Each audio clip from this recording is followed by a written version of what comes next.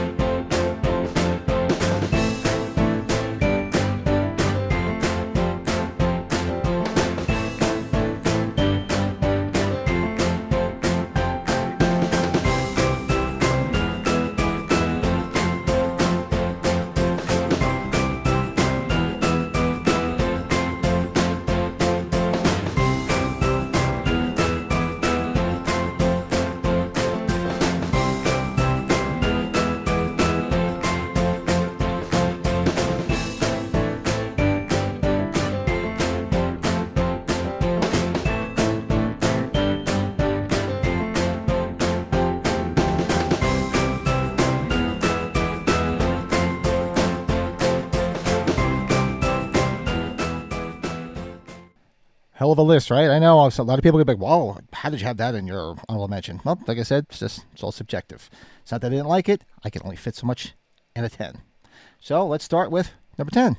Number 10, released on March 2nd of 1988, King's X, Out of the Silent Planet. Now, this was the first album that got me introduced to King's X, and I fell in love with King's X. You want to talk about a power trio of incredible musicians? You know, Doug Pinnick, Jerry Gaskill, Ty Tabor on guitar is just amazing. And the dual, it's very much like my love for Blue Oyster Cult with the dual vocals. I mean, of course, you know, in Blue Oyster Cult, you also had some other, like the drummer doing some vocals, like Alan Lanier, the keyboard doing some vocals. But here you had a great switch off between Doug Pinnick and Ty Tabor for vocals.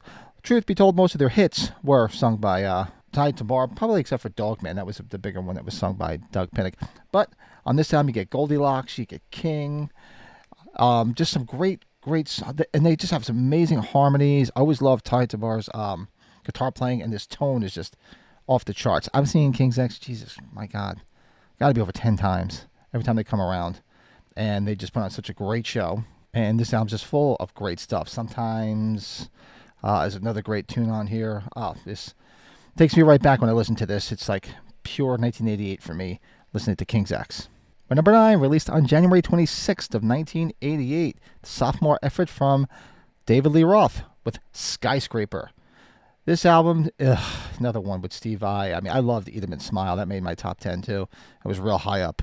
And this was, Eat 'Em and Smile is definitely better, but this was a great album. They've got some great stuff on here. I mean, albeit you swapped out Billy Sheehan with Matt Bissonette, Greg Bissonette's brother. So the Bissonette brothers were a dynamic duo together, bass and guitars. So you have the incredible Steve Vai still on there, and you have Diamond Dave. What a great combination for an album, right? You had Just Like Paradise, Knucklebones, Hot Dog and a Shake. A real cool acoustic tune. I always loved Damn Good. Always it reminded me a lot. It's like a nostalgia song. Always reminded me of being in high school in the 80s. And like I said, one regret I always had was I never saw David Lee Roth with any of those lineups solo. I just never got around to it. I was pissed. I was hoping I would have saw him when he was doing some shows on the Kiss End of the Road tour, but that didn't last long.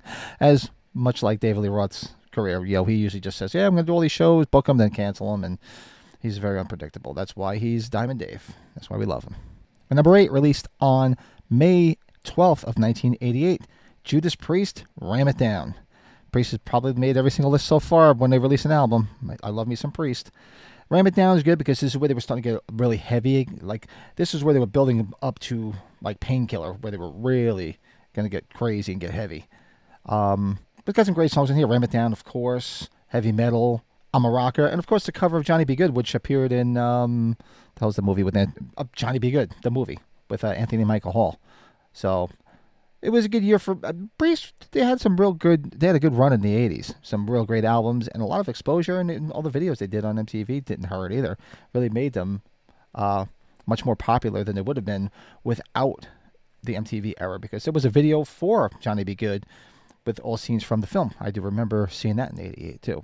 Well, Ram It Down, love it. Love me some Priest. My number 7, released on January 19th of 1988. Megadeth. So far, so good. So what? All right, great album. Love me some Megadeth. Love me some Dave Mustaine. Very maligned man. You know, either you love him or hate him, but I've always loved Megadeth. Love their sound. Love his vocals. Love his guitar playing. It's just it's a good package, and I just love it all. Great songs like In My Darkest Hour, Hook in Mouth. It's always odd that they did a cover of Anarchy in the UK, but they did a cover of Anarchy in the UK. I mean, they actually had a video on the TV for it too. I'm a big Sex Pistols fan, so anybody that's going to do a cover of Sex Pistols song, I'm okay with that.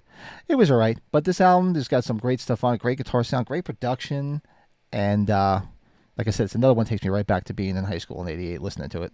Okay, my number 6, released on May 3rd, 1988. The first release from Living Colour, Vivid. This album exploded. I fell in love with these guys because of this album. You want to talk about a heavy, heavy band. To this day, I saw them on this tour. I saw them at a small theater in Spring Valley, New York. If anybody up in that area remember World Stage. And I saw them up there, and I have to say, I've been on a lot of mosh pits. That was the most rough mosh pit I've ever been in, believe it or not. And you wouldn't expect that at a Living Colour show, but man, it was brutal. But I love this band. I love Vernon Reid is probably the most creative and most sloppy guitar player on the planet. Because he comes up with some great stuff, and all his guitar solos, they're hard as hell to play, but they're just all off the charts and just wacky. And I just love it. I mean, of course, the big breakout hit on this was, Cult of Personality. They also had another video on MTV for Open Letter to a Landlord, which is a real good song. Living Colour, a song What's Your Favorite Color on here is great. Glamour Boys, Middleman, just great. And they'll be on a few more lists because this is the start of them, and I do love their other albums too. And it's been a minute. I know they toured not that long ago too, and I wanted to go, but they didn't come anywhere near me. But yeah, I love this album. It exploded, made them a household name, and some great stuff. Number 5, released on November 29th of 1988, Guns N' Roses, GNR Lies. This was another one that really made big, and it was just more so like an EP, I would think. I mean, it's got a lot of songs on it, but it was like their acoustic album. And, the big breakout hit was Patience. There's some other stuff on here, like, I Used to Love Her was big, One in a Million. They do a great cover of Mama Kin from Aerosmith. It's a cool little album. And I think it was just like something they just kind of threw out there because Appetite was so huge. I think this was like a breather for them just to put something out, and before they came with Use Your Illusion 1 and 2. But this was great. I love all the acoustic stuff. There's some cool, like I said, Patience was huge. Everybody was all over MTV. Everybody had to play it. I remember a couple of my friends playing it in our talent show. We did all the talent shows in high school. That's why I keep mentioning this. And we played all these songs because this was all the popular stuff at the time. But yeah, good stuff. And truth be told, that's a song I don't hear that often on the radio. You'd think you hear Patience more. Can't remember the last time I even heard it on the radio. I mean, they play it. If you listen to like mainstream radio, you hear everything from Appetite for Destruction all day long. But I can't remember the last time I heard Patience, which is odd. But good stuff. My number 4, released on May 23rd of 88, my mother's birthday, May 23rd. Van Halen, OU812, the sophomore release from Van Hagar. And this album, I don't know why, it didn't seem to resonate with a lot of the fans for some reason, and I don't understand why. I really like this album. I really do. Albeit the production is a little odd. I wasn't a big fan of the production. The sound is a little off. I mean, they had some big hits on here. When It's Love, Finish What You Started. They were all over MTV and made them big hits. This is the tour I saw them on at the Monsters of Rock, was for OU812. And there's some great stuff on here. Source of Infection, Black and Blue, Sucker in a Three-Piece. Some incredible guitar work from Eddie Van Halen. That's why I don't know why it gets overlooked. He was all over the place on this album. Some great stuff. But like I said, I think it was just a little... the production was a little muddy. I didn't think much of it. A little tinny and a little muddy, but great album. It was a good tour. They were great live when I saw them. And I do love this album. Oh, wait, 1, 2.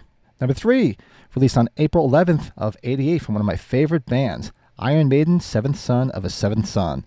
Saw them twice on this tour. Saw them in East Rutherford, New Jersey, at Brendan Byrne Arena, and Nassau Coliseum.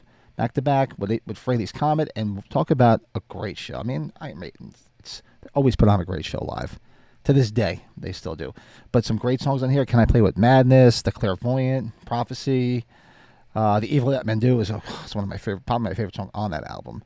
And I've talked ad nauseum about my love for Iron Maiden on all of these lists, so I don't know what more I could say, but this is another killer album from them. Great production, amazing guitar work from the dynamic duo. Bruce Dickinson just kicking it, and amazing drums from Nickel McBrain, and of course the brainchild behind it all, Steve Harris. So, love this album to death. Number 2, released on August 25th of 1988, Metallica and Justice for All. First full-length album to feature new bassist at the time, Jason Newsted from Flotsam and Jetsam. Now, albeit there's not much bass on this album, because you don't even hear it. It's like it's been erased. But this was a great. This was pretty much, I've told the story, like I was a late bloomer to Metallica. I knew them, I liked them, I wasn't over the moon about them. This was the album that really got me into them because, like I said, I was playing guitar at the time. Loved Joe Satriani. I fell in love with him. I mentioned that in the last top 10. And then you find out all the little things about Satriani. You know, he was teaching Kirk Hammett, Steve Vai, Larry Lalonde from Primus, a plethora of other people. He was a teacher at one time for.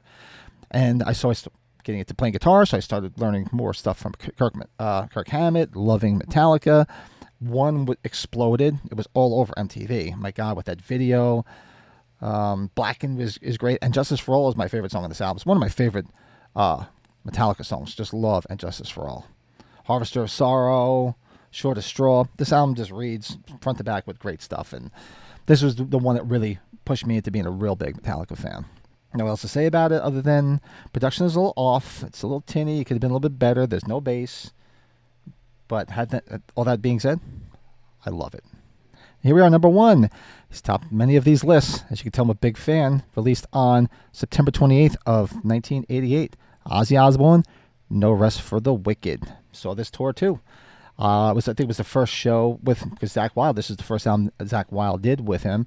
And I grew up in northern New Jersey. For those that may not be familiar, Zakk Wylde is from Parlin, New Jersey, so he was like a hometown hero when he came to play. Which is south of where I grew up, like South Central Jersey. And I do remember being there. I had like 15th row, and he was sitting there. It was like the time of his life because he had probably his family and friends, and they were all there going ballistic because it was his first show with Ozzy in his home state. And it was just a great show. He just freaking kicked ass. And what can I say about Ozzy? It was a great show. Anthrax opened up, so I got to see Anthrax for the first time. This is when I saw them open up for Ozzy. Songs on here are like Fire in the Sky, I love.